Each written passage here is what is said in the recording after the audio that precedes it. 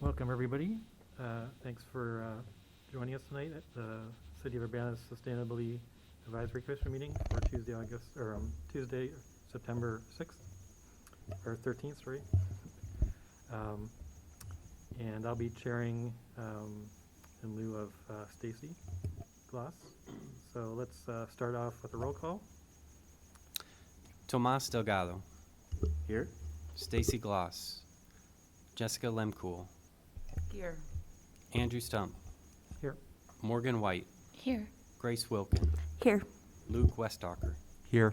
Thanks, Scott. And next on the agenda is to approve the minutes from the August 2nd meeting. Anybody like to approve the minutes? Did we have minutes? Did I? Oh, I didn't. I see sent them. them in a second email because I forgot to put them in the first email. Oh, Tracy.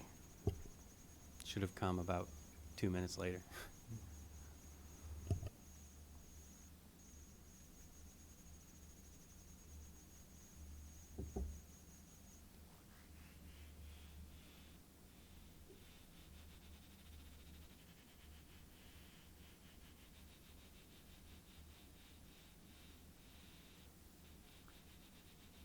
Anybody want a motion to accept the minutes?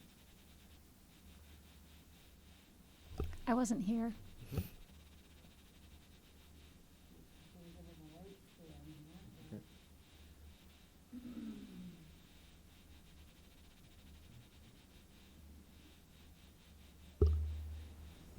Motion to accept the minutes for Tuesday, August 2nd, 2022. Thank you, Thomas. Mhm. Second? I'll second after a brief scan. Sorry for missing those in the other email. Okay, thanks, Grace. All in favor? Say aye. Aye. Thank you. Aye. And then next on the agenda is any additions to the agenda? Sure. Thanks. I would propose an addition of a discussion, maybe under new business, maybe C under new business after the other items. I would propose probably just like 5 or 10 minutes to talk about some future items. Okay. I guess we need to approve the, Can I Motion to understand? the- You said you want to add in the agenda of talk about future items? Okay. Does it need a motion and such to change things, or just change it? I agree, that makes sense. do we have to motion to add the? Do we need to have a motion for editing the agenda?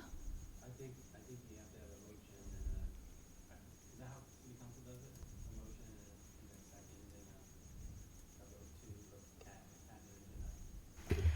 I'd say it's not the most consistent procedure. Sometimes if it seems like people are on board, we just go with it. Sometimes, yeah, there's a second and a vote, especially if maybe not everyone's in favor. Okay. I don't know, whatever the procedure I'll typically second. at city council is good. Yeah, so I can make that an official motion. And I second that. And then everybody in favor say aye? Aye. Okay, approved. And then next on the agenda is public input. I see we have some people in the audience. Anybody want to speak? Okay. Okay, next, staff report. Scott?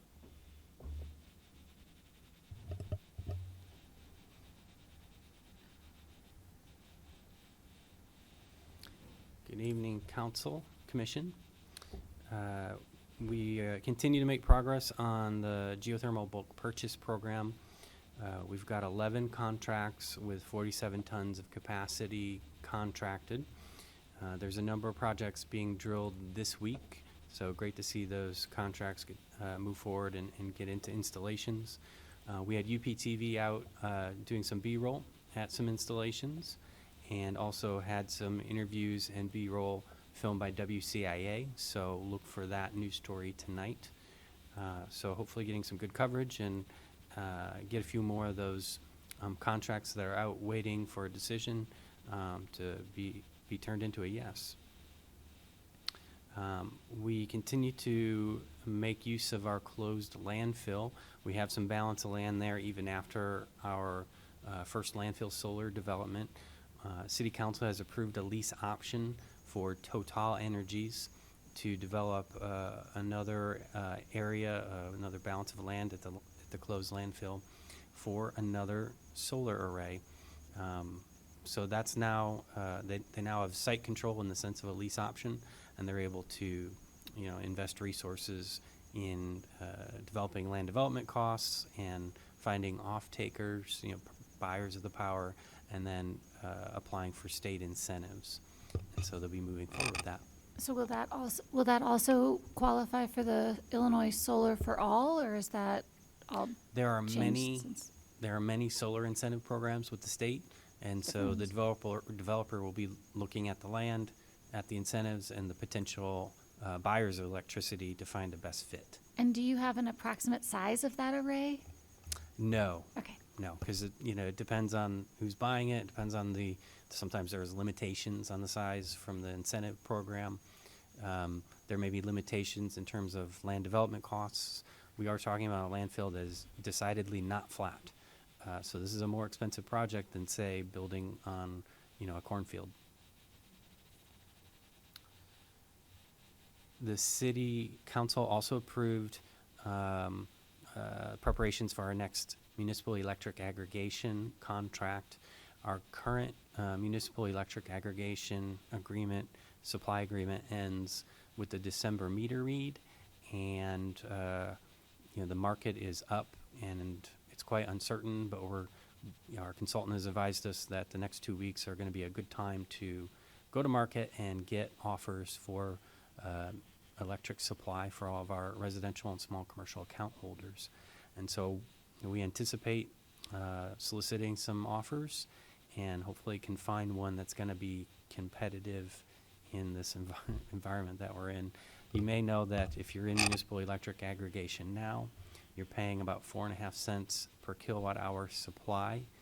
Ameren right now is 10 cents per kilowatt hour supply and is going to 12 cents.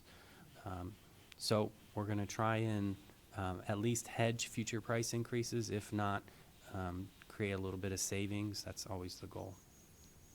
What's the plan related to green energy? Is it 100% green again, or is that you're getting different pricing to see what the different options are?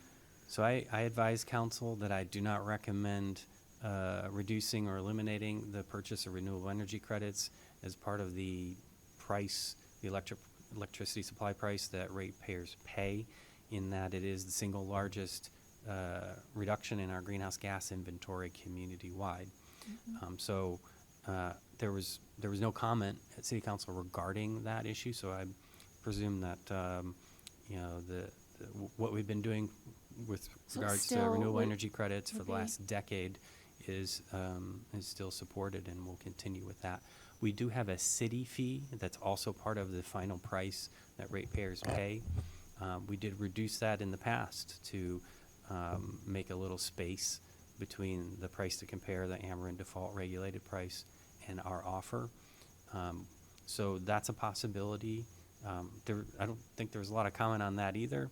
That's not an easy thing to do. It does, mean less revenue for city government. So that's challenging, but it's an option. Okay.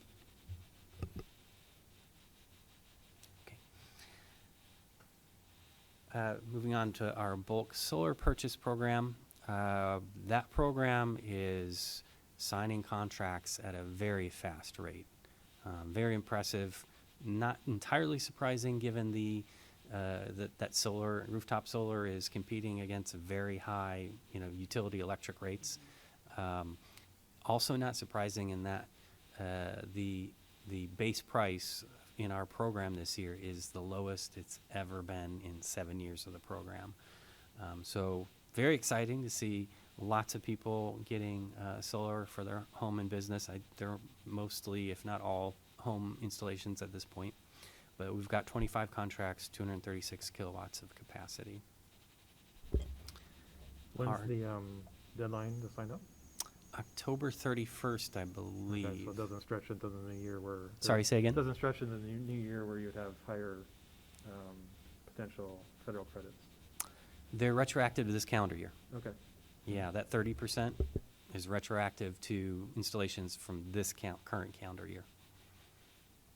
So that's nice. In the past, we were always racing against the end of the calendar year because the incentives decline, graduate down. Scott. But we don't have that issue this year. Do you have a total from all the multiple years of the solar Urbana-Champaign? I do. It's, before this current 236 kW, it was something like 2.5 megawatts across 6 years and 3 counties. Cool. Yeah, definitely keep a running tally on that. Our next Sustainability Advisory Commission meeting would be October 4th at 7 p.m.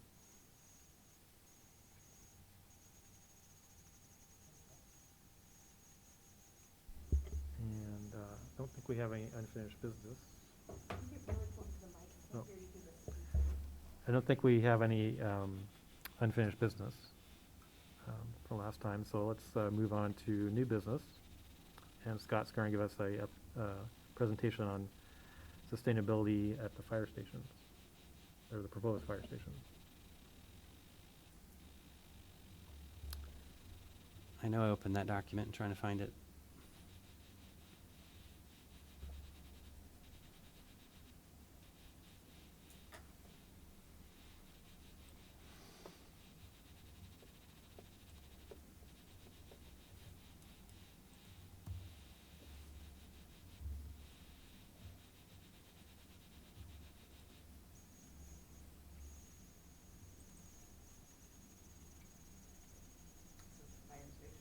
Yeah.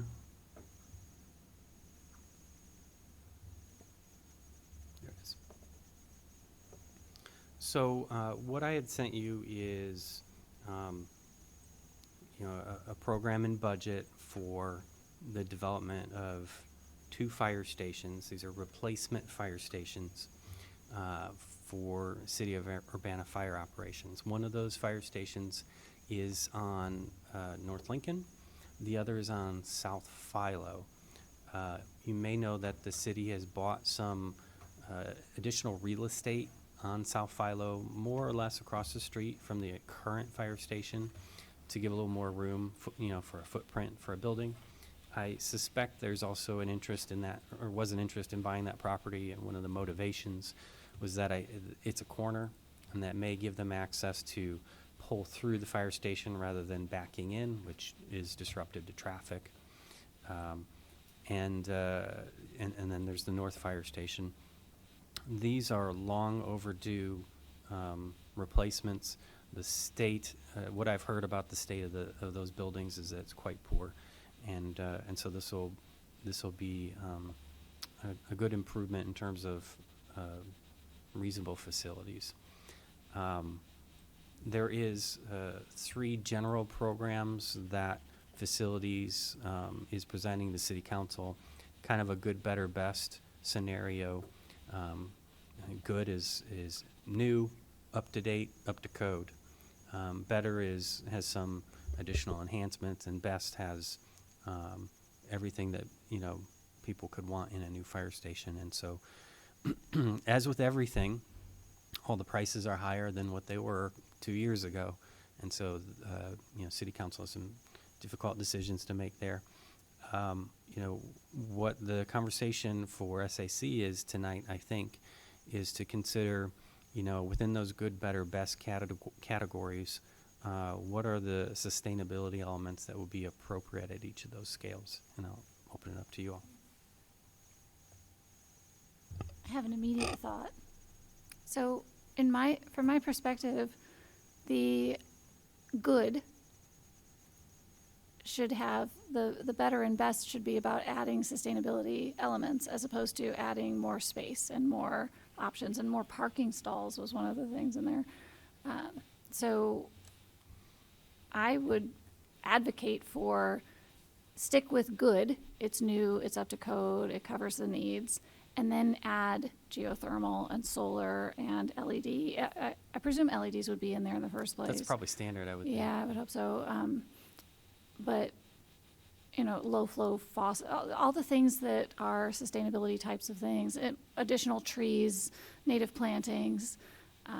There is yard. Is this all on the good, just to clarify? Yes. Okay. It should be the baseline. I know it's not the baseline, but if there is any room for more budget than just the good scenario, or what did I say, the very essential one, if there's any funding for additional, it should go towards these things that are for the long-term prosperity of our community. Do you see in here anywhere where that's included in these proposals? Because to my understanding, it's like all three options are, I don't really see it in here where any of that is proposed. Verbally, it seems like, we've been told that there's considerations to be ready for that kind of stuff, of like geothermal ready, but I don't know if that's necessarily the plan. My understanding is that all the sustainability efforts are kind of like you said, regardless of what kind of level we go to. I think those things in some way are independent besides the cost. Like if we, in some ways, if we build the most expensive one, that also in some ways leaves less money for those different kind of sustainability upgrades. I also, looked through this to see, was there this kind of HVAC and good, and this kind and better, and that kind and best, and it did not see that. It wasn't specified any differently. So no, I think in that sense, Grace, I agree. We think we're kind of blank slate on that right now. But the way it reads. Let me just qualify that a little bit. There was some verbal discussion in some of the presentations at City Council about geothermal and solar and so forth. But I don't think it's in this document. So I think people talk about solar ready, and I think that's plausible. It's physically possible to do something solar ready, but it's much more difficult to retrofit with solar than to include it in the construction in the first place, because the can you repeat panels that? change. So there's this concept of building a building so that it is solar ready, but it is much more difficult to retrofit even a 2-year-old building with rooftop solar than to just include it in the first place. Can you talk about why? Yeah, because typically the panels themselves have changed. So we actually had a building on campus where we had planned out and actually had the stands ready for the solar panels, and then those panels were no longer available by the time we were going to add them later. So I mean, you wouldn't have that same error. That was building mounted though, not ballasted. Right.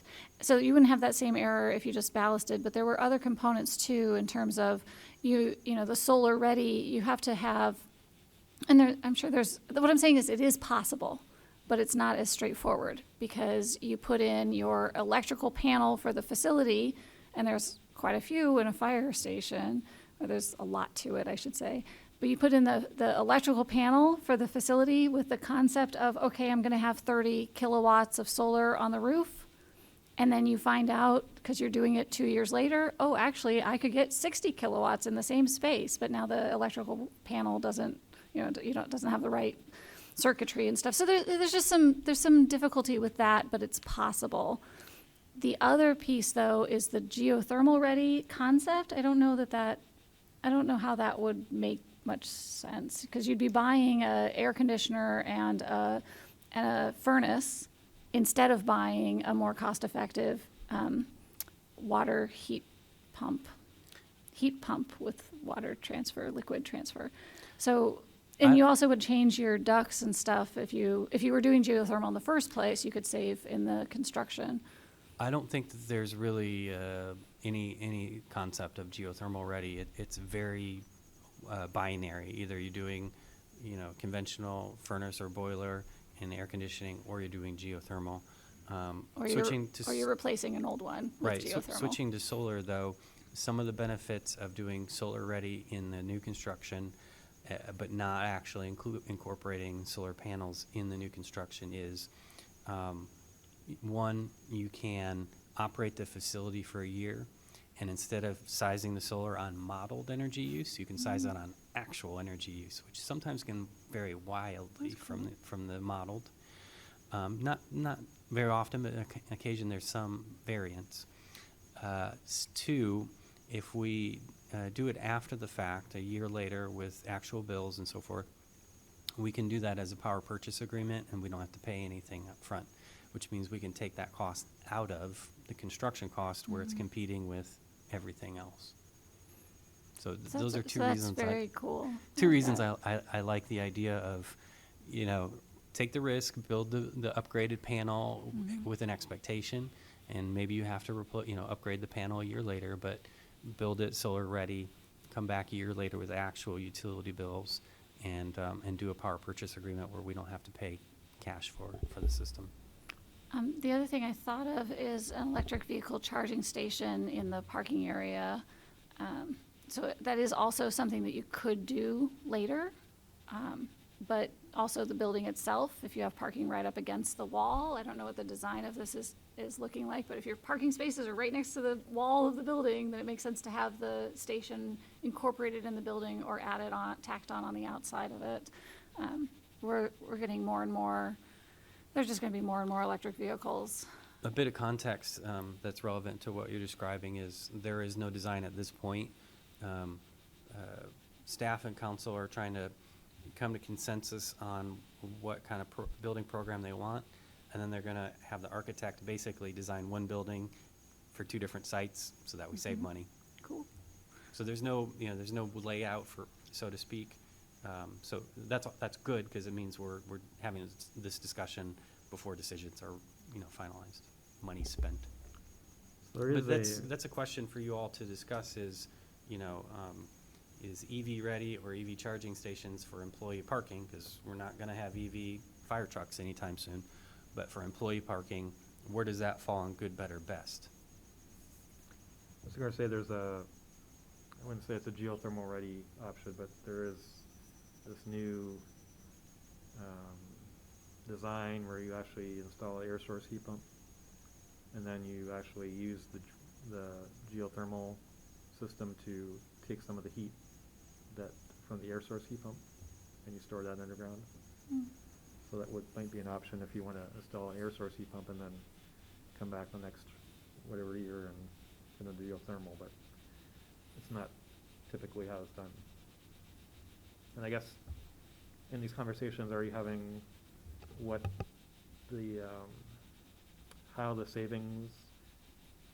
how the cost and the savings go hand in hand over 30 years, 40 years? We're having, I think staff and council is having that kind of conversation in a general sense, not in a strict, someone's doing the math sense. Because if you think a fire station is going to be around for 50 years, I don't know. At least 30, 50 is probably reasonable too, yeah, So you really have to look at that time frame and not like 5 years. exactly. And of course, geothermal just got 30% cheaper Yeah. because of the Inflation Reduction Act, so. Could you clarify a little bit, like what's wanted or expected from SAC on this and what time frame? Like, I feel like it's hard to make a meaningful recommendation based on this information that doesn't really cover what we're talking about. So I think it might be helpful to have other conversations, even with the fire department or the architects. And so I was wondering if there was an idea of further conversations and like, would this be an official recommendation or just kind of, hey, this is what SAC thinks? Yeah, I think it can go either way. If you all seem to have a general consensus, I'll take notes and I'm going to share that with staff and leadership. If you all want to tonight plus another meeting, draft a resolution and say the SAC recommends these sustainability things be slotted in good, better, best, and pass that, I'll put it in council packet as an informational item. So you can do it either way. What's the time frame for moving forward with getting an architect? Or is there architect already on board? There is. So what's the Grace, do you timeframe for remember what directing the that? time frame presented to city council was? I think it's kind of loose. It's still in the design phase. So, I mean, there's not commitments. Construction wouldn't be, I would guess not sooner than a year away or more. So I think definitely still in the design phase and haven't gotten major decisions on that yet. Yeah, I don't have a date or any dates really, but my impression is similar, that if you wanted to wrap this up in an October meeting, I don't think we would be missing any deadlines.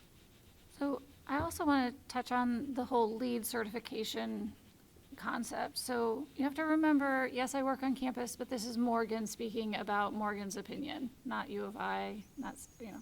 My opinion is that it does not make sense to pursue formal LEED certification. It does make sense to ask the architect to give you a scorecard. They can take the LEED scorecard and tell you how many points it would be and what it would be equivalent to. And would you say that's good, but that practice That you're should describing, be, good, that better, should be best? good. Okay. Better would be to actually require LEED silver, require the LEED silver level, doing the things that would have gotten you LEED silver would be better. And then actually getting LEED silver would be best. Does that make sense? Doing the things that would have gotten you LEED silver? Because there's extra steps to go through to actually get the points. Yeah. Formal stuff that you have to do. So if I understand you correctly, just doing a LEED scorecard is good. Achieving, according to the architect's judgment, LEED silver, but still not registering for a LEED project, it would be better. Is that right? Mm-hmm. Okay. And actually getting registered and having the first City of Urbana LEED certified facility would be best. Okay. I agree with that. I think that's what I was thinking as well, is using the LEED principles and scorecard, but not all the stuff to actually get certified. I don't know that it's really worth it, besides if we just want that best case to say that we have one. I also agree with what I think I was hearing Morgan say about incorporating some of these sustainability concepts in any of them. Like, I feel like it's not necessarily tied to what level of fire station, especially because, to my understanding, the main differences between these, like, they have the same basic stuff for functionality of a fire station. It's just getting more training rooms, more space, more offices, extra bunks. So I would be more leaning towards, these are the things that we recommend get incorporated into whatever the fire station looks like. And I think that cost just goes up naturally because you have a bigger building on the fancier ones. But I don't think it should necessarily be, unless we're going to spend $10 million for the fanciest ones, then we're not getting solar panels. I think it makes almost even more sense, if we're saving money on a smaller footprint, to incorporate those things. Yeah, and to that end, is the amplified model taking into any kind of like projection of like growth for the like fire operations? Or- I think that sizing the facility, based on projections of population growth is part of what the architect does. So I think they selected an architect that's done fire stations before, and that's part of the building analysis and programming. Okay. And Do you think the basic is addressing projected growth of our community? Yeah, I don't think that's a distinction between good, better, best. For instance, I don't know where it's being slotted, but one of the discussions is making space for ambulance stationing, and right now the ambulance services park in a parking lot somewhere and wait for a call. So that's a cost, and that'll be slotted into good, better, or best, I presume. And it just seems like for parking alone, like for public, it increases up to 40 spots in the amplified model compared to, what would be the essential 2, which is 2 the amount of public like parking spots that is currently available at the. That might be what maybe minimum code for Okay. zoning, perhaps. I don't know. Okay. I'd also say my understanding is that it's not just these 3 options. This is just kind of what was the initial presentation, but that we can pick and choose between these different features and come up with something. It doesn't have to be just these 3 options. And yeah, I think that is some of the main difference, is the public space and the training rooms, and then the parking that's required with that. And there were some conversations in council about, that needs to be had further with the fire department and the logistics of that, because typically a fire department is for emergencies and not where the public's kind of hanging out in a different space. And then also requires more staffing and just a lot more work when you're going to open it up to the public. And is that something they really want, is like people coming in and out of the parking lot when they're trying to go to an emergency? And, you know, is the fire department really where those public spaces need to be? And I, you know, support public spaces, but is there a more appropriate place for them? I think is some of the questions here.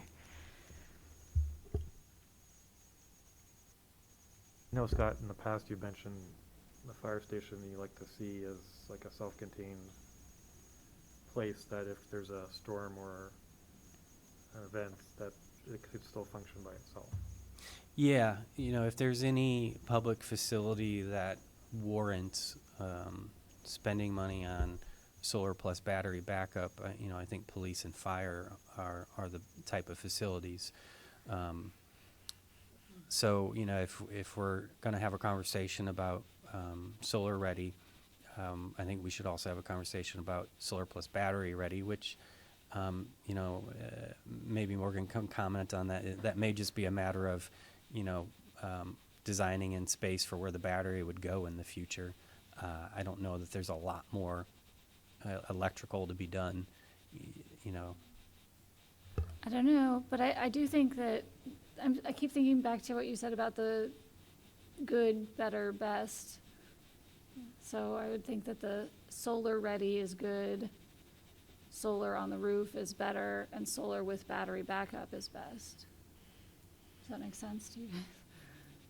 And I wanted to also bring up energy efficiency. So with leads, so you get different lead points for how much more energy efficient your building is in the modeling compared to the code requirement. And the U of I has a requirement for extra energy efficiency where we're getting 10 to 20% better than code, and some, often more than that. So it'd be interesting to have some requirements of energy efficiency that are beyond the code. Code's good. It's very good. Well, it's about to get better as well.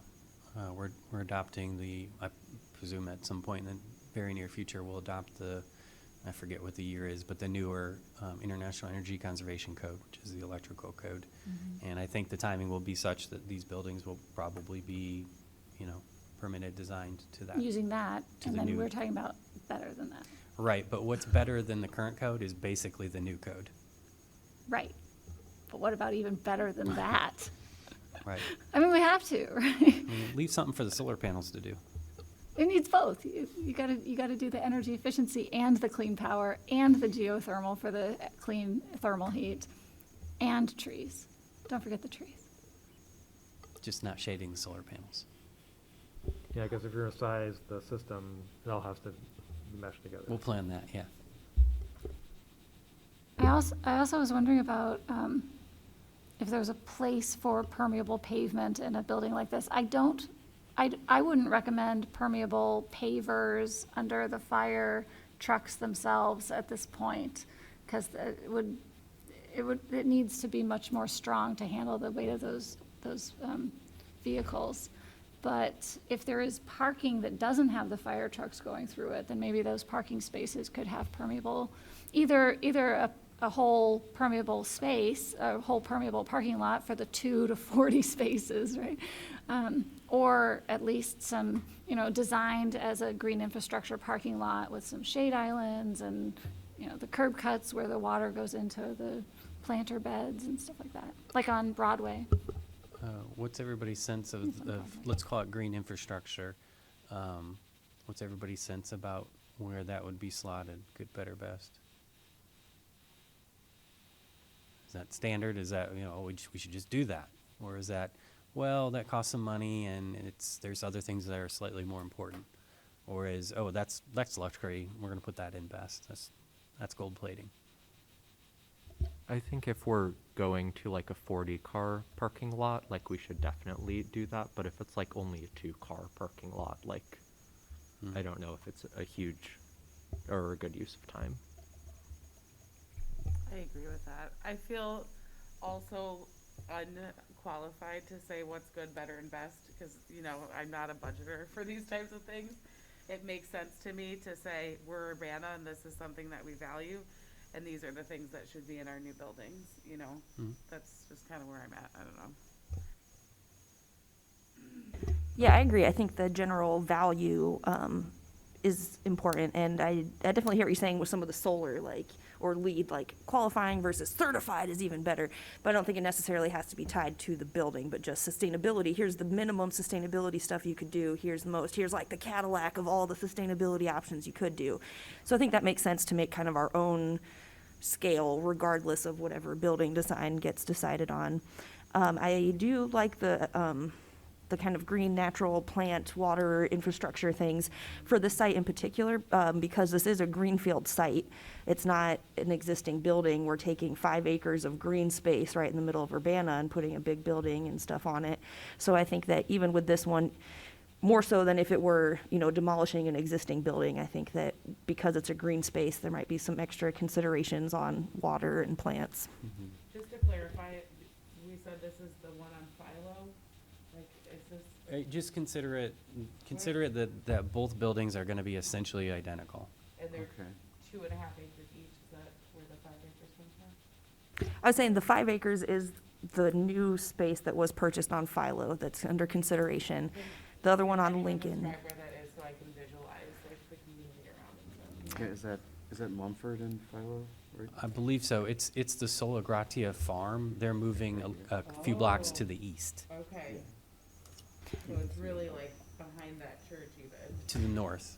Mhm. Yeah, so not behind it, not their main farm, It's like out that way. daycare back there, the farm and the church, so it would be in that. The northwest corner of, Okay. along Philo. It's like really where Soul Gratia is. No, I think we're talking about different spots. So it Could is, be. Solar Grazia's main campus and church and all their farm and greenhouses and stuff it's not that. It's up, if you're going on Philo and you keep heading north, then just that 5 acres just north of it. So they do have some farming there, but that's not their main farm spot. Sorry if listening how you would do that.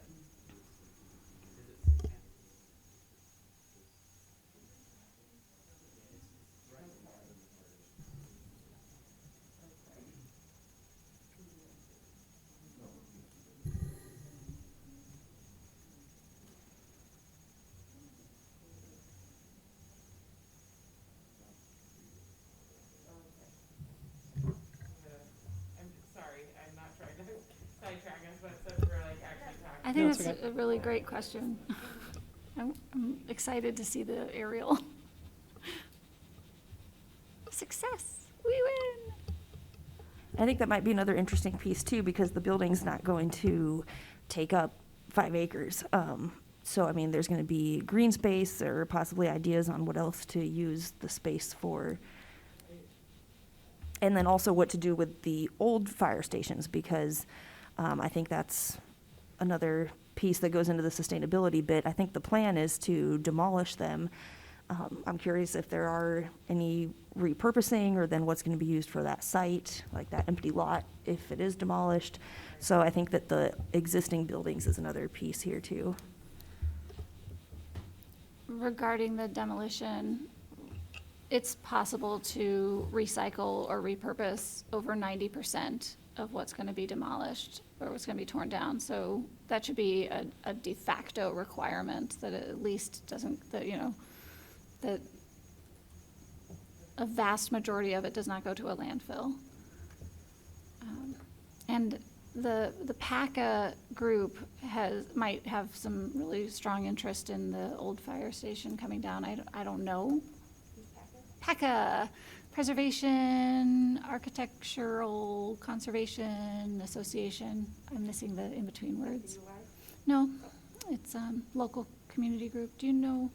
They do architectural salvage. The Orpheum, I don't know. Cool objects that they saved from places, I guess. So this is, I think this is actually the existing fire station right here, maybe. It looks like a little symbol. And then this pink outline is the parcel that the city bought. And of course, they're just using a small part of that for this development, and we'll have other plans for the rest of it. So it's right across from the U-Haul thing. Yeah. Yeah.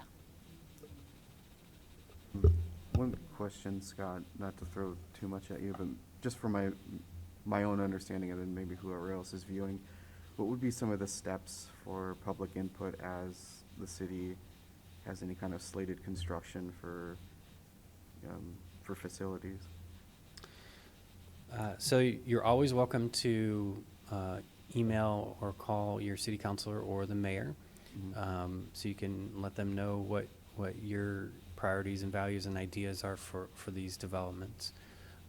You can come to city council when or you can come to city council anytime and talk about it during public comment, but even better to come when there's an update that's going to be provided from staff to city council on those issues. Okay. And then, of course, we're having this conversation at SAC. Sure. And at a minimum, I'll take notes and relay that. And of course, you are welcome to have a resolution if you like. Mhm. I'm Yeah, I trying to- was just thinking, I mean, maybe this is likely not the forum for it, but just other sort of desirable, like, features for the station that maybe is more in the line of wellness, like a cooling station, to be sort of, maybe that's like in the, great tier of, these developments, but sort of, yeah, thinking in terms of like that is probably the. If I were to guess what the Deputy Director for Facilities and Operations Mhm. might be thinking in response to that is, we have a facilities master plan and a cooling station, an additional, a new facility, an additional facility is not in the facilities master plan. Mhm. That's what I would imagine you Okay. might say. Okay, thank you. So this is the existing North Fire Station. So let me zoom out a little bit so you can get some more context. So Bradley and Lincoln. Okay, it's up by like one, yeah, big apartment building complex. Mm-hmm. Yep. So that and the one on Philo would become this 5 acre. I would say don't get caught up on the acreage.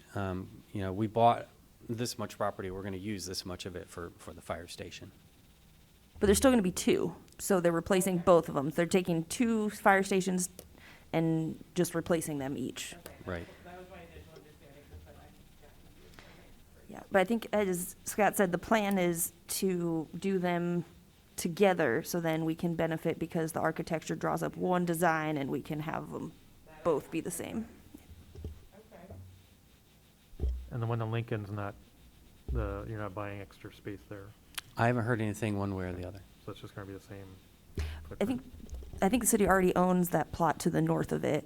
They bought like 2 years ago, maybe, in thinking about expanding. Yep, you're right. Because then would they be able to do like a pull-through thing if they moved up to that corner? I don't know. Okay. Because if it's the same model, they would both have to. Yeah. I think, last I heard is that they think the minimal, like, essential plan could fit a drive-through there, but if we build the expanded building, a drive-through bay won't fit on this spot.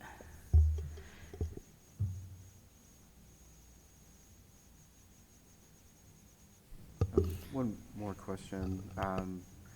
Do you have any knowledge of, I guess, what standards for city facilities are in place for, like, parking lots, like sealants, like pavement sealants? Is there any, like, particular, I guess, priority to ensure that, like, those sealants are, like, green and sustainable? The state actually passed a statute prohibiting, and I don't remember the chemical anymore, but some chemical of concern that's used for sealants, for Mhm. blacktop sealants. As a practical matter, I think new construction, everything we're gonna do is concrete. Oh, okay. I was just thinking in terms for the Philo location, just runoff, considering there's a farm south of it, so. Mhm. Another piece I've been thinking about here that I think, requires input from the fire department heavily is about vehicle usage too. Because, the drive-through bay is really nice, so people aren't pulling around, backing up a fire truck in there for sure.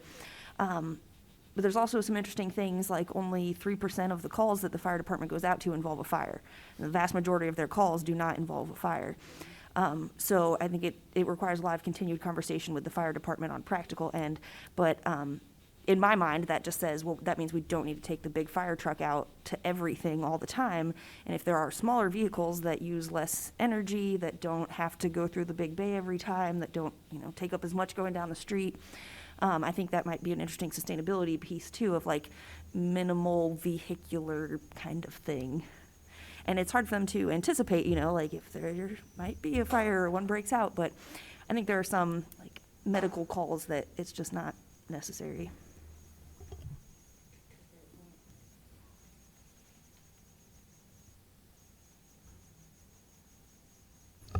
In terms of other uses at the Philo Road location, just considering that it has been farm space for a while, it's been farmed, right? I think there's in row crops. I think that there's a good opportunity there to do another community garden. There's a lot of people living nearby there that could really benefit from working together. I mean, the Eagle Ridge residents and the Silver Street, Silver across the street. So it's on Silver is the name of the street. I don't know what the name of the apartments are. If there was a community garden in that space, it's right between the two, and they could, both. So you could have groups working together and kind of getting to know their across the street neighbors who maybe otherwise wouldn't get to interact with each other much.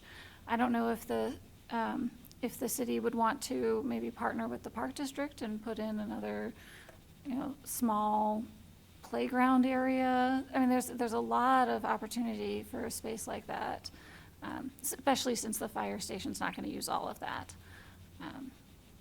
That is my thought as well, just seeing this big piece of green and looking at like the giant parking lot next, like just hoping that if we're not using it all, whatever is left over is used in a very green way, like something very natural, and whether it's planting trees or whatever, making it a beautiful kind of natural public place. I don't know. It could be a water with a fountain, and maybe through a partnership with a private entity I don't know. There's just lots of opportunity for that. Yeah. In between like the U-Haul and Meyer too, it's a lot of parking space already around the area and concrete, so it is one of the main green spaces. Yeah, and I think those neighborhoods around, like just that strip of Philo is so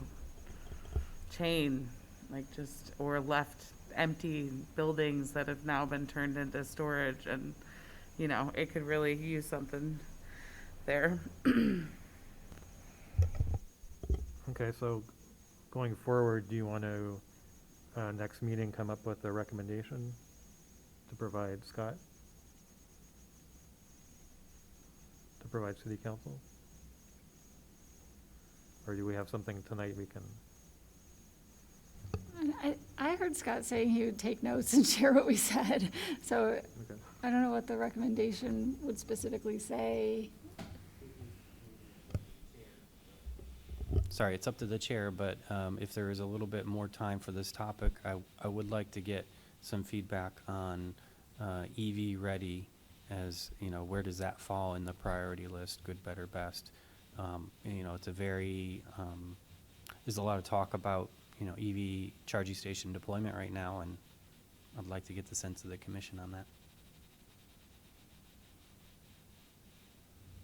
that. I would support continuing this discussion next meeting and give people some time to digest and come up with other thoughts. I think we've got some ideas already, but I think that we could have even more with further discussion. So maybe we could have a baseline, good and best options, and then we can fill that out of what we think should be in each category. And we can share that with Scott after next meeting, so. Okay.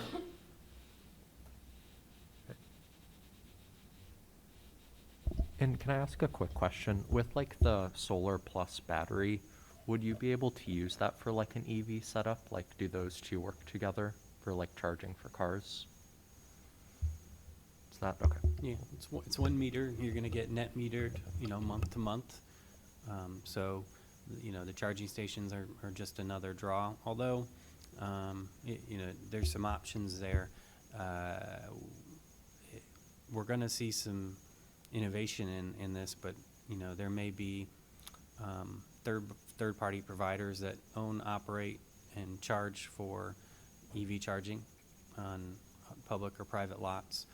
And, you just park, plug in, swipe a credit card kind of thing, like a gas station. In the past, people would just sort of put a charging station up and let all comers come and get electricity without charging them for it. I don't know if that's the way the future is gonna go or not. Would it be possible to have a draft of your notes from tonight so that we could like add on to that in kind of a little more organized way? Sure. I have a perspective on the electric vehicle charging stations, and I'm still really not super informed yet about all of that. But I do believe that we need to think about who's going to use it. So if it's a fire station that only has, 2 public spaces, how important is that to be an electric vehicle charging station space?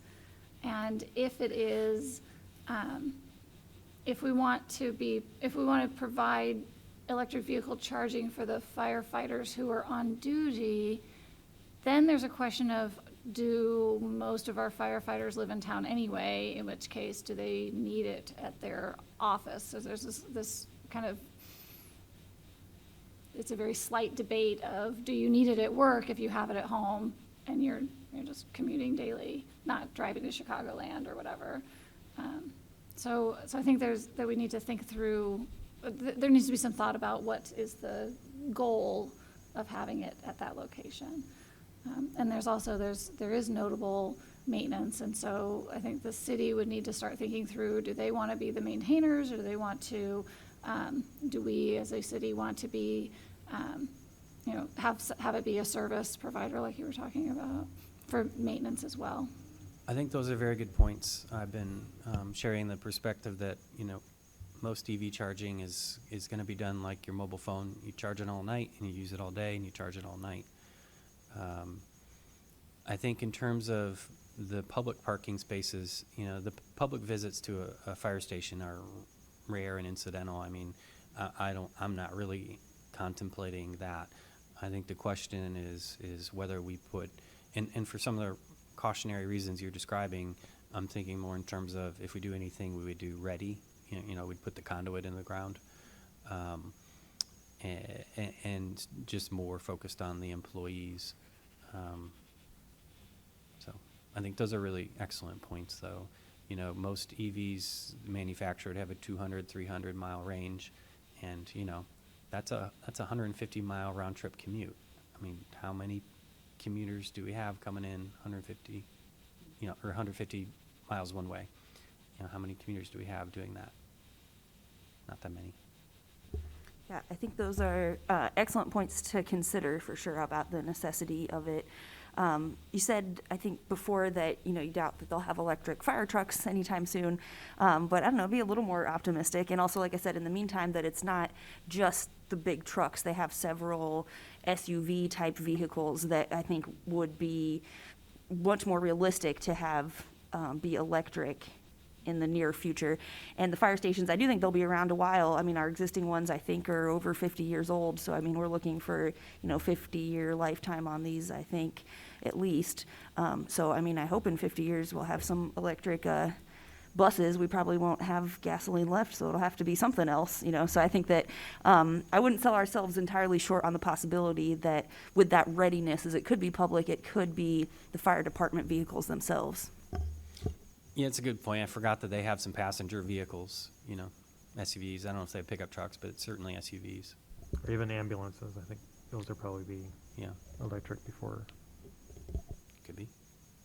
And we didn't talk about water conservation, but the fire station probably uses, I know they use a lot of water. I don't know if there's a lot of water flowing through at the fire station, or is it only when they're out at a fire? So I'm not familiar with the, sort of the setup of that. But if there's a lot of water use at the fire station, then there should be something to look at as far as capturing rainwater, reusing the rainwater, which has a lot of code requirements to be allowed to do that, but this is the kind of place where it would make sense to look at it. In my mind, that's in the best side, not in the ACE.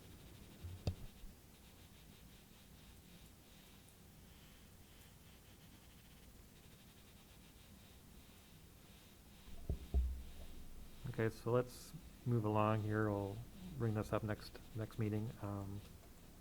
But good discussion and lots of ideas for Scott to ponder. So next item is our discussions on the impacts of the Inflation Reduction Act on I guess city future plans, city guidance on projects and things like that. So so we have 3 people tonight that have put together a one-page summary. So is that, we got one in residential clean energy, is that the one? Okay. So how would you want to do this, Scott? Just like a short summary and then So open up for questions? I saw just as the meeting was started that Luke sent a summary, and so I sent that out to everybody. Mhm. And then Andy had submitted a summary, and so if you, I think maybe you two just hit a couple of highlights and maybe say, you know, this 1, 2, 3 items have particular implications for the city government. I also have one too, but I wasn't sure if we were sending them in ahead of time or sharing Yeah. here. I always recommend people just, if they want to share something with the whole commission, send it to me, and then I'll blind carbon copy it, and we avoid any Open Meetings Act stuff. Okay, so Luke, go ahead and do yours. Yeah, so I was looking at the residential clean energy credit, focusing a little bit less on the impacts for the city, and was looking at what residents would basically be able to get out of this new bill. And it goes through how much money and what % of credit you can get for different renovations to your house or installing solar panels. It had a little bit on clean energy vehicles. Something that'll be interesting in 2024 is the credit, which is up to like $7,500, will be issued through dealerships at the time of sale. And then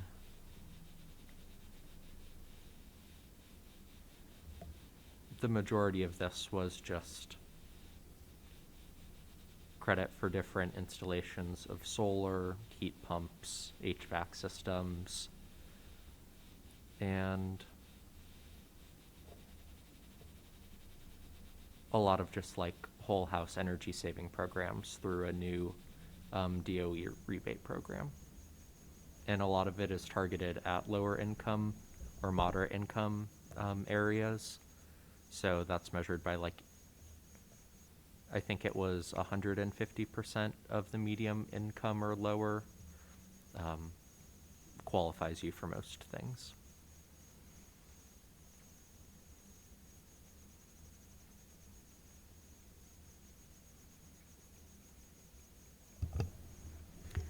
Thank you. And could you questions? A question. Do we have time? So is this available currently, or this is a program still building? Like, could someone apply today for this? Do you know? Some of it is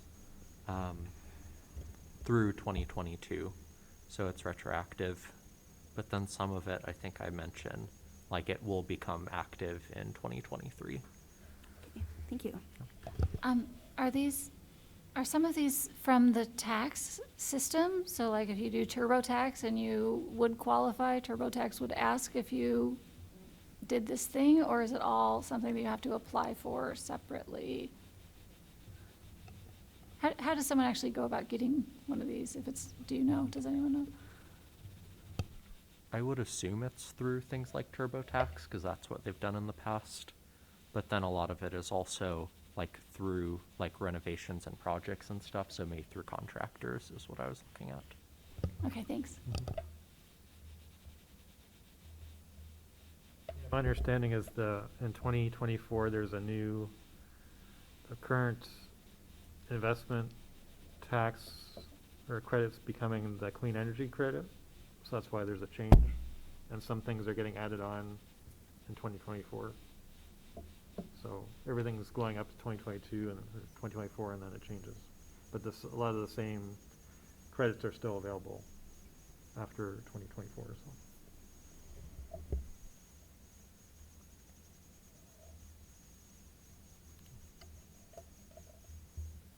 And thanks, Luke, for doing this, because I didn't have enough space in mind to add all the other credits for the individual heat pump purchasing and things like that. So.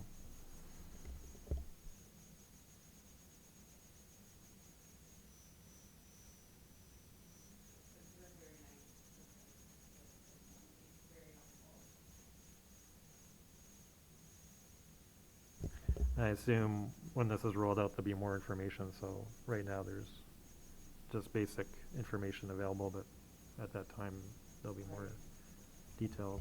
And some of the sources had like links to like, oh, check here if you're eligible and things like that, but not information about necessarily how to apply for them yet.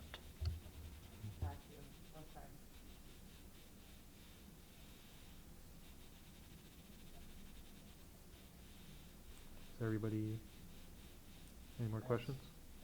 I also shared Grace's Okay. report as well by Okay. email just now. Well, let's go ahead, Grace, and do yours. Okay, thanks. Mine was the Environmental and Climate Justice Block Grants section of the Inflation Reduction Act. So it's just some general information here. This is a new one, so this will be $3 billion in funding to invest in community-led projects in disadvantaged communities to address public health harms related to pollution and climate change. This is one that, to my understanding, what I found is not open yet. This was a new program that's just being created under the act. So what I could find, there's not information on how to apply necessarily. There's some information on eligibility for community-based organizations or a partnership with a community nonprofit and a government or other kind of entity. And there's a list of some eligible activities. What I thought was interesting too was air and other pollution monitoring, prevention, and remediation, as well as some things about workforce development in green energy fields. And I think there's definitely some possibilities in our community about how this could be used when I think about some hazardous sites that are disproportionate, and even things like the lack of proper disposal for household hazardous waste and all sorts of things. So I think that this is a really cool opportunity, and I could see lots of potential how it could fit into CU area. And that's all the information I could find for now, since it is so new. I have a webinar later this week, which I thought was on this program, but it's not. It's in the link to what I sent Scott. It's something similar. It's another block grant, but it's the Energy and Efficiency and Conservation Block Grant Program that was from last year's. But so that one I thought was interesting because this one is actually rolling out soon. And there's a little blurb in that email about what local leaders can do to prepare for these funds. So I thought that might be an interesting piece on these points, is that there's not applications open right now, but they had some useful tips on how people can prepare for when it does become available.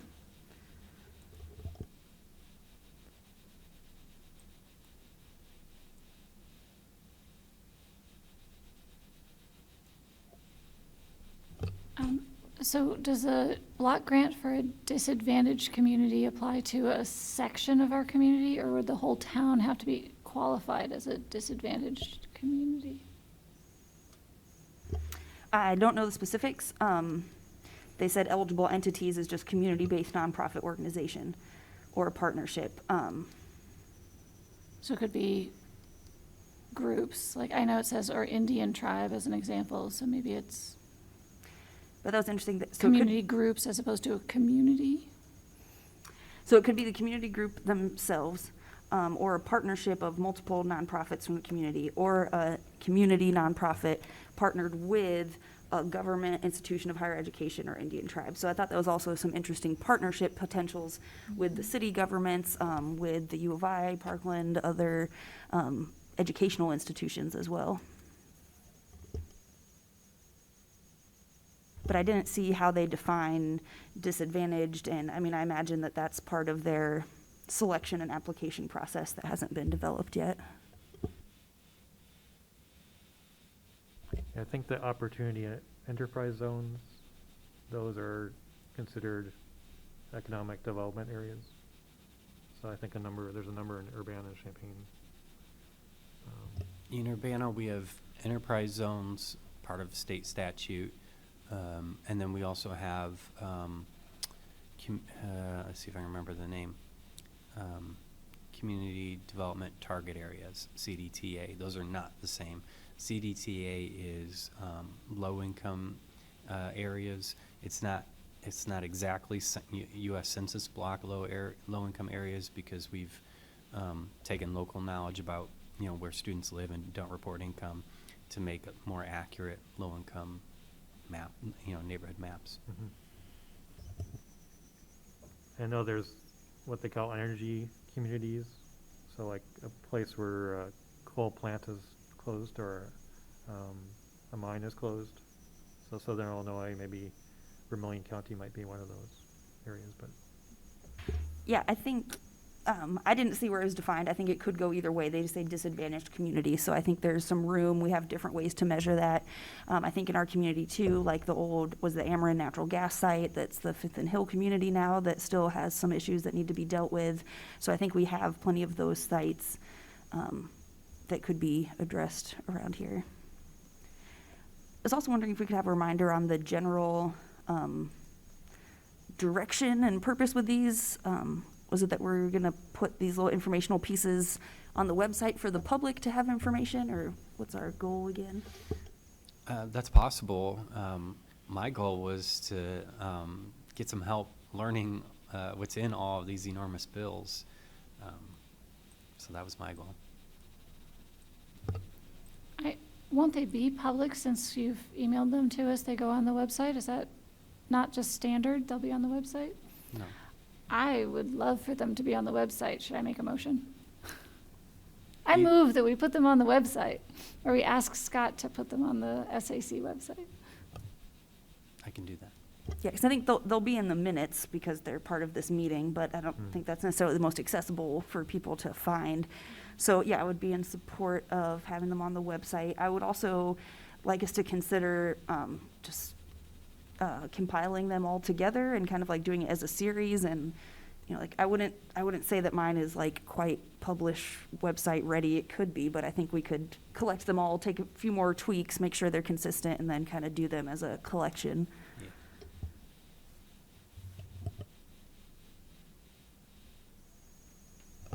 I'm fine with that. I withdraw my motion for now.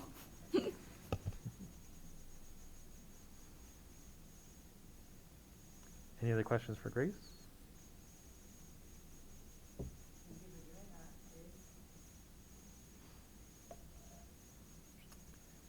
And for geothermal, I think the highlights are that the geothermal credit was going to go away at the end of this year, but because of this act, it's now been extended for 10 years.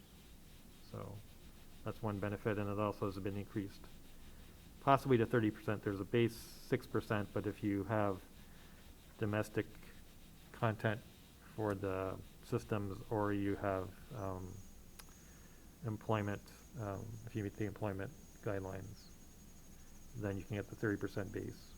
And so most of the geothermal system is made in the U.S. The heat pumps are made in the U.S., so that's kind of a given versus if you were looking at solar or wind. So,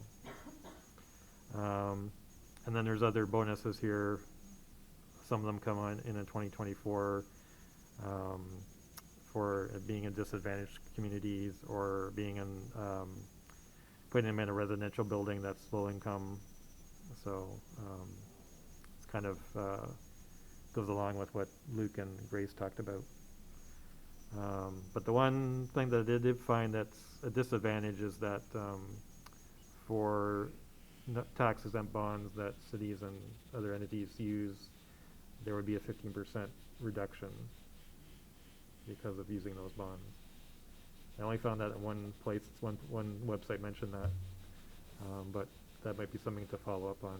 Yeah, that's a good point. So when I said, you know, geothermal for a fire station is 30% cheaper, it's actually probably 15% cheaper because we're probably using tax exempt bonds to build Well, those you might get facilities. some other rebates on top of the 30%, so, Maybe the plus 10% for the domestic manufacturing. yeah. Mhm. So it we might get 25%. It might work out to be 30% in the end. Yeah. Yeah. So. And the other thing is, entities that don't pay tax could now claim a direct payment, which they couldn't do before, so that's a big advantage for universities and cities. And schools and park districts in the Yeah. MTD. So that's a major, Is that only for geothermal though, or is that, do you know what it applies to? Did you look through that aspect of it? I think it applies to, All of it? I think, I'm not certain. I would think it would apply to all renewables, but I'm not certain. I know we're looking into it at the U of I. I'll be sure to, The geothermal groups have Find seem out. to have been really all over, you know, summarizing for their constituencies, you know, what the implications are, and I have not seen the same kind of fact sheets put out by the solar groups. mhm. I think if it falls under this investment tax credit, I think it's. has the Yeah, for same- people in the know, it may be perfectly obvious that it does or does not, Mhm. but that's not me. And there was some mention of being able to sell your credits, so you can sell it to a partner, or the city could sell it to the, Which if, you know, if you can get a rebate, yeah. why bother selling it? Mhm. There were some reasons why you'd want to do it if you had a dual partnership or something. Mm. Or I guess if you sold it to someone, that could go with it. I guess it'll go with it once, so.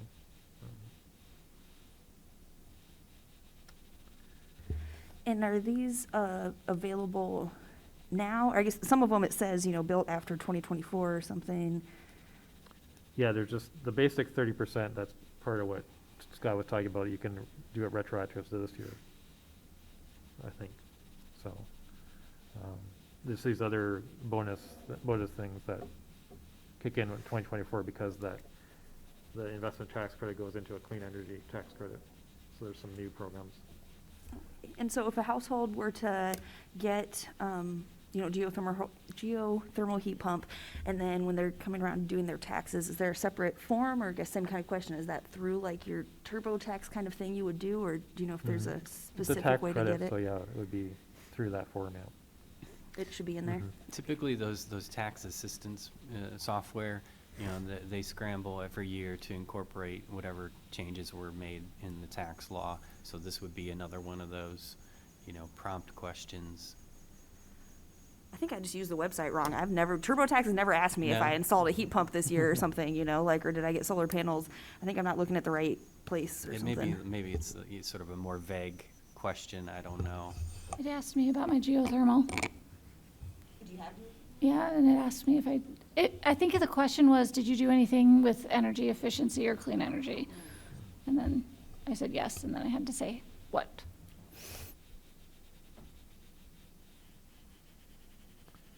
And I guess the other thing here, maybe it doesn't relate to us, but thermal storage facilities, if it's, I guess, a private entity and they contract with the city, I guess that's now allowed. Yes, but Wait, say that again. They're allowed to do what? they're allowed to contract, like a city's allowed to contract with a private company. For thermal energy storage? Yeah. Mhm.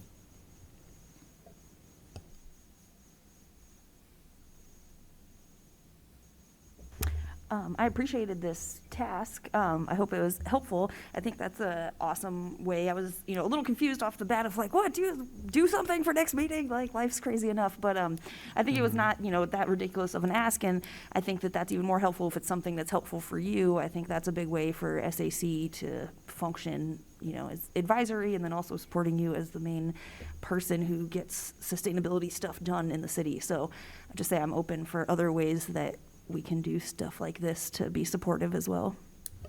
Yeah, what I'm hoping is I'm gonna, scan through all these bullet points and find, oh, that's a ripe thing that we can, leverage and get some work done and build some programming around. And also things like, get advanced knowledge of, I watch a webinar on the EECBG being funded again, but advanced knowledge on some opportunity like that, which I would have heard of, 6 months later, but then would be rushing to actually take advantage of. I'll just also highlight on the email I sent you, there was like a fact sheet from Congress for each state, and they had some things on like general impacts for Illinois that they expect.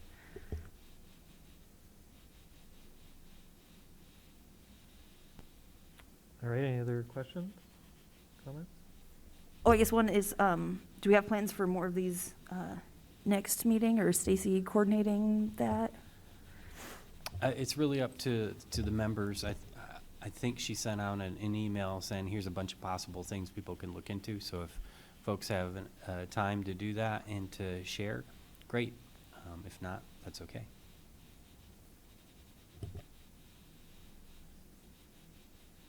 All right, so I guess Grace, you're up next with your addition to the agenda. Thank you. Just a few things I wanted to kind of have a pre-chat before a chat. One of them we were hoping to get on this month, but I have not had the bandwidth to prepare a cohesive presentation on the situation and what needs to be done yet on disposable bag fee for the city. I just wanted to reiterate and clarify that this is something that is on the council and mayoral goals and has support. We've had some help from a UIUC class with some initial kinds of presentation and research, and we got some good information from city finance on how it could possibly work, I think. And I think that our obstacle, which I'm happy for Scott to clarify, is just kind of that staff time and bandwidth, and something that can be done, but it's not going to be just you doing it, that we have to kind of make happen. Well, I'm glad you got some information from finance. To me, that was just getting some feedback as to whether this would be like a normal customary thing they plug into their financial software and deal with. How that would all mechanically work was kind of a question for me. So that's good. At this point, I don't know that there's a lot of staff work to be done on it. The other cities have done this. There are studies, Chicago had a before and after study, of what they thought the impact was. These fees have been assessed in Illinois and other states. And so I think it's just a city council decision. Now, if SAC wants to discuss it and make a recommendation or to council, that's certainly within their purview. Yes, I think that sounds good. I feel like there are still some details to work out. I don't know, in my mind, I could be misunderstanding this, but that it's a little more than we just pass a resolution and say, now we're charging this for disposable bags. And things we've talked about here too, about how to do that smoothly and equitably in a transition, providing some reusable bags for the first amount of time, or maybe having a transition window, having some public awareness pieces, having some conversations maybe with the grocery stores on their kind of logistical ends. So I guess that's, in my mind, what are the things that are kind of helpful and required outside of just passing a policy on all the things that go into actually making it happen in practice. Yeah, so I appreciate that. There's some questions I think you're raising about precisely which model, because not all the models are the same. So precisely which model In terms of doing legwork, I think staff would need direction from mayor and city council, which, you know, it may not be, we're definitely doing this, implement it, but it may be, we're interested enough that we want to invest some staff time at this time, doing some research and some legwork on it. Could we get a summary and maybe, I don't know if there was a link to a video. Did the class present on it, or did they just email something? Yeah, Grace in the class had a actually pretty good summary. You know, it really succinctly presented the issue. We looked at that, and if we can recirculate that. Okay. Grace, if you want to send it to me again, I'll recirculate it to the commission. So when was the study? Just last year, just in the last semester? I wouldn't call it a study, I'd call it more like a literary research, Yeah, lit review. by the class. This was it last semester, last spring, maybe? Yeah. Okay. Yeah, and this was brought up by a member of the public or two that, you know, complained about the, you know, have concerns for the disposable bags making pollution and made of fossil fuels and just not making sense on a lot of levels environmentally and for the community overall. So yeah, we can try and find that presentation. It was kind of a summary of different places, and then we got an email from finance leadership in the city who had some experience on considering that in Champaign some years ago, I think. So yes, that was my hope, was to have that ready this meeting, but I didn't have it all ready. But yeah, my goal would be to, for next month, have a cohesive stuff and show you everything that we have so far. And then just another quick fun one too was we've also kicked around the idea of doing a pumpkin smash event after Halloween at the Landscape Recycling Center, or with the Landscape Recycling Center, with the pumpkins going into the food scrap compost pile. And we do have that pilot program up and going, so that would be an exciting time to do that. So that would be also another thing for next month, since it'll be early October then, is if SAC has interest in helping plan or facilitate or attend that kind of event. So anyway, just throwing those out there for initial thoughts, and we can talk more next month, but just give you an update, and I'm happy for any other initial thoughts too. I have an initial thought on the composting one. So if we do a pumpkin smash, which sounds like a lot of fun, you're going to have a bunch of people asking, how do I bring my compost here? So I think we need to have the answer already of not yet, or here's how. Do you mean, how do I bring my food scrap here? Yeah, like how do I get my compost stuff? You know, and I think the answer is it's not available at this time, but it'd be better to have something like, it's not available this time, but fill out this form to add your name to a list of people who would like to do it someday in the future, something like that.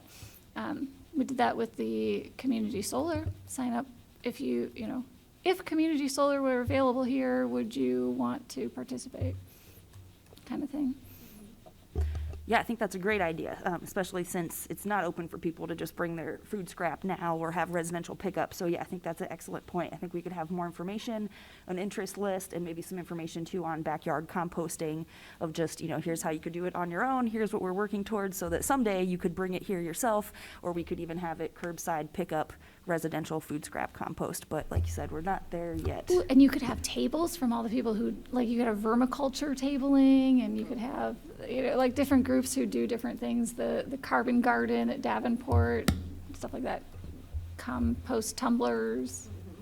Were you gonna say something, sorry? I was just gonna say to have the information there about the city compost event or whenever that is, so that, just to make sense to have it there so people know when they can buy their compost tumblers through the city.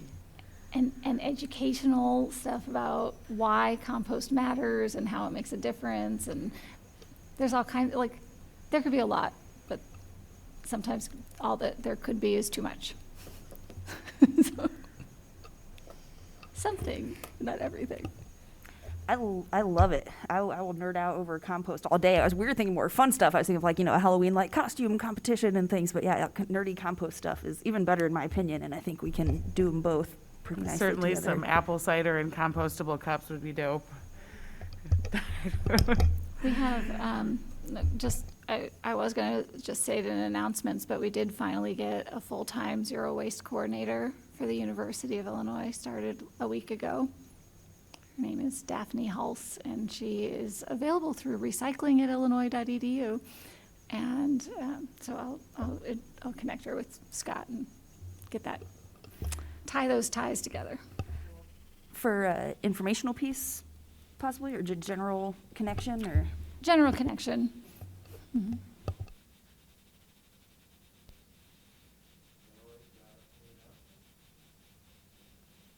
I really want to do a very last minute plug for Bike Day tomorrow. So if you haven't registered, please still register. If you don't register but are on a bike, still go to a bike station because you can hand register in person. We already have more people registered than there were last year. So over 800 are registered so far, and there are many bike stations there. I think they are available from 7 to 10. Does anyone know the exact hours tomorrow? But in the morning, they're kind of all over town, and you can find them on all the bike websites. The one I have memorized is bike.illinois.edu, but there's champaignecountybikes.org. That's another one. There's a lot of bike resources, and they all come together and celebrate bike commuters tomorrow and encourage people to ride their bikes if they haven't. So enjoy that. And then the next day is Light the Night on campus, which is an educational event to tell everyone in the world you have to have a light on your bike if you ride after dark, or you could get a ticket, which is a moving violation, on your driver's license. So get a light and use it after dark.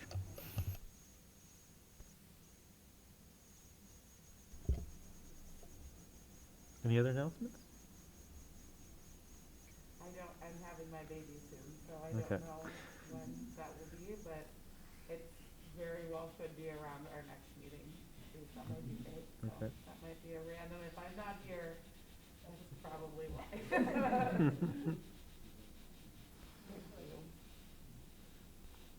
Well, very good, and during the meeting, no, thanks.